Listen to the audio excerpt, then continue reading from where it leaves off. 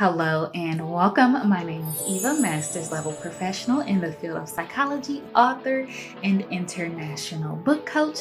And I'm pretty excited because today we are talking about the autobiography. So, we are going to discuss what it is and how you can write an amazingly compelling story. So, let's get started with the definition. An autobiography is a story that covers a person's life span. So, this is a self account. So, the person that writes the autobiography is the person who the story is all about. Now, this is different from a biography, which is a story that someone else writes about the subject, right?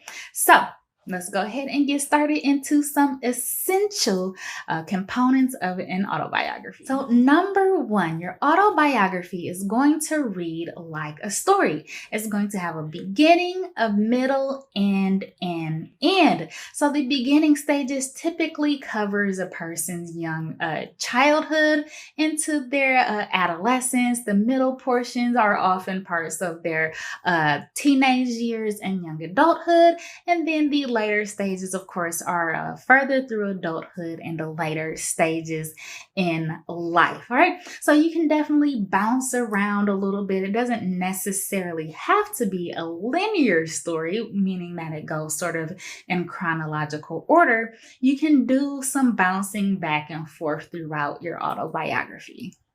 Number two, another element of a great autobiography is being able to tie your life lessons together. So, for example, are there any things that you learned later in life that you wish you would have known earlier, right? So, life is lived forward, but typically understood backwards, right? So, looking in retrospect, what are the major parts in your life that you learned from either personally or from someone that's been you've been directly impacted by?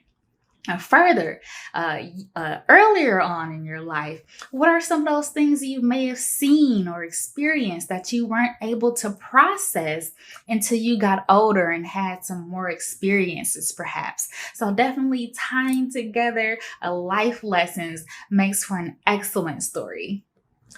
Number three, an essential element of an autobiography is to discuss the people who have had a significant impact on your life. Now, this is going to be both positive, of course, and not so positive, right? Or so kind of negative, depending on how you look at it. So, what are our lives essentially but interactions with different people and different personalities?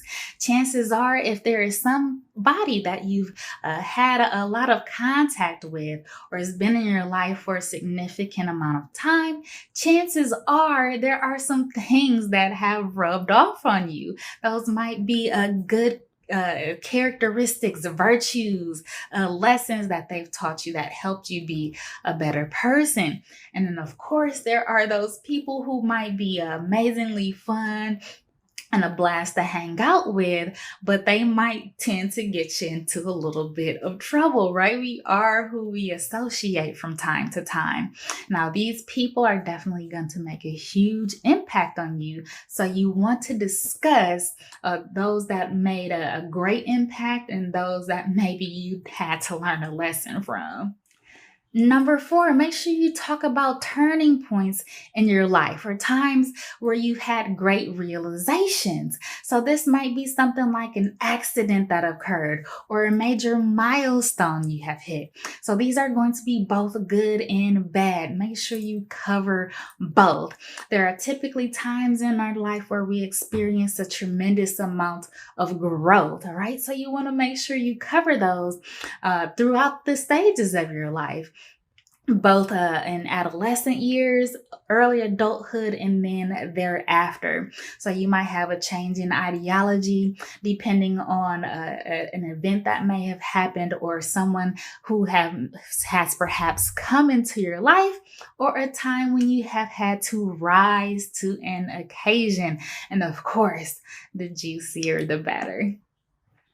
Number 5, make sure you talk about any losses, regrets, or things that you may have done differently if you could. This is your opportunity to leave an impact or a lesson with your readers. What's something that you've experienced and that you now have some sort of expertise in that you can share to make life a little bit easier for others? I hope this video has given you some ideas and certainly helped you out on your journey to understanding and perhaps one day even writing an autobiography of your own. Definitely make sure you head to the library or to Amazon or wherever you get your books and either read or listen to other people's autobiographies to sort of get an understanding of the structure and how the whole setup can be done. All right, so until next time, be happy and confident speakers and writers.